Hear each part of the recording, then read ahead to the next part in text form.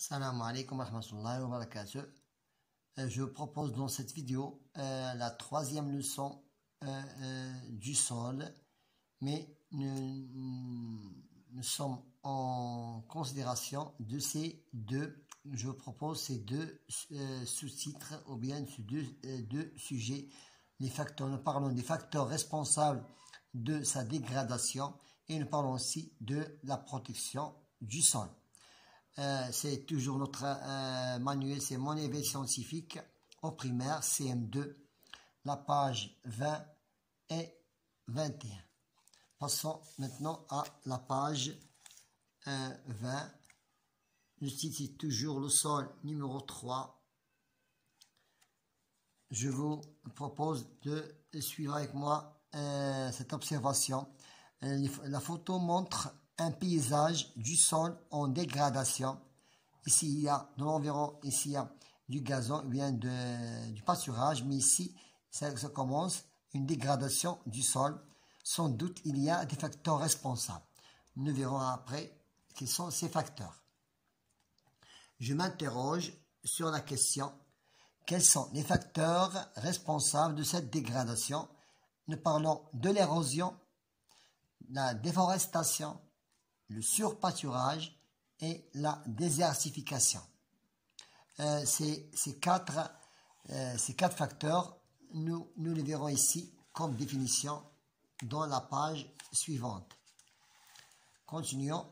Mais s'il y a je propose ici des solutions.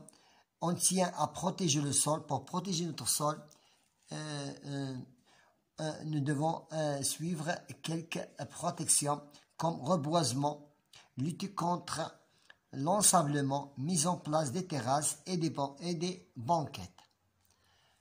Je réalise mon activité numéro 1, les facteurs responsables de la dégradation du sol que nous venons de voir ici.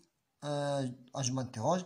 Premièrement, nous avons ici la déforestation, le fait de couper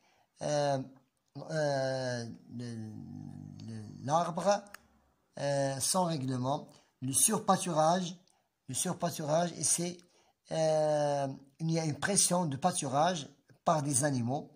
Troisième facteur responsable, le sol est exposé à des facteurs d'érosion qui facilitent le transport de ces aliments. Quatrième facteur, le feu se propage sur une grande étendue boisée et peut être d'origine naturelle ou humaine. Et la cinquième, la désertification. Ce sont tous des facteurs responsables de la dégradation du sol. Nous parlons ici de la désertification, transformation d'une région en désert, l'avancée du désert. Ce sont des synonymes de la désertification. Ces principales causes, les causes de cette désertification, les variations du climat, les activités humaines, reboisement et surpâturage. Maintenant, passons à la page 21 pour définir chacune de ces définitions, de ces citations de facteurs responsables. Pour la question que nous venons de voir ici, je relève dans le document de 1 à 5 les facteurs qui sont responsables que nous devons voir, les facteurs de la dégradation du sol en expliquant. Nous devons les relever et les expliquer leur action. Nous proposons premièrement la désertification. Qu'est-ce qu'il fait? Il entraîne une réduction. Elle entraîne une réduction de la couverture végétale, une augmentation de ruissellement de l'eau le long des pentes et donc une érosion intense du sol. C'est un effet négatif sur le sol. Deuxièmement, le surpâturage est un excès de pression de pâturage par des animaux. Le surpâturage et le reboisement accélèrent le processus de désertification des zones arides. Troisième facteur responsable de la dégradation du sol, l'érosion. Le sol est exposé à l'érosion qui facilite l'arrachement et le transport de ces éléments. Quatrième facteur qui est responsable à la dégradation du sol, les incendies, grands feux qui, en se propageant, causent des dégâts importants au niveau de la forêt du sol et de la biodiversité. Et la dernière, bien le dernier facteur, la désertification, c'est une transformation d'une région en désert. L'avancée du désert, on l'appelle, et elle se manifeste par une détériorisation de la couverture végétale, des sols et de ressources en eau. Maintenant, passons à la deuxième question. En utilisant le document 1.5, je cite les différents facteurs responsables de dégradation du sol et leurs conséquences. Voilà, on a déjà fait ici pour ce qui sont en florissant pour la question je relève. Et pour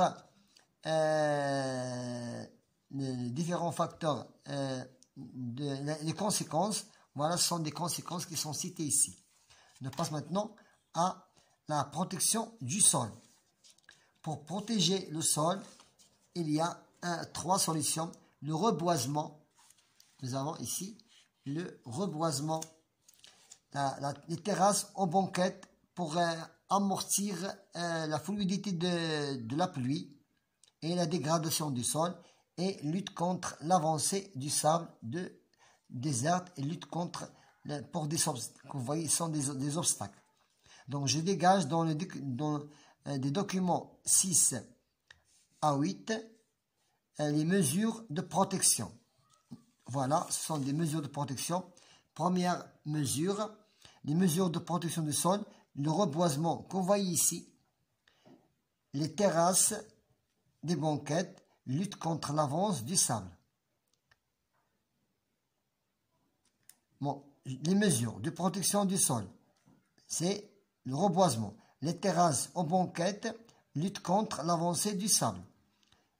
D'autres exemples de protection du sol, l'irrigation, la rotation des cultures à tour de rôle, le traitement des eaux usées et d'autres protections.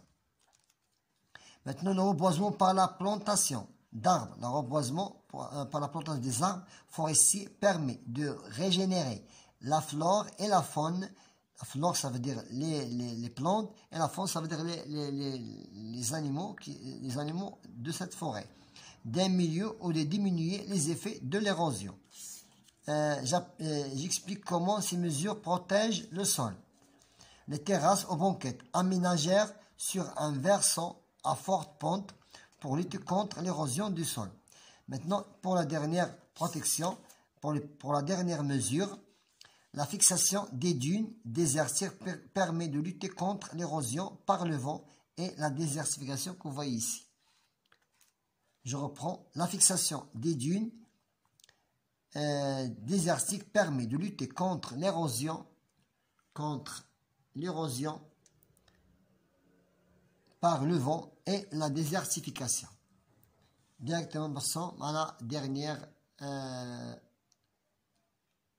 question. Ici, nous avons les facteurs qui dégradent le sol, l'érosion, la déforestation, le surpâturage et la désertification. Maintenant, comment protéger le sol?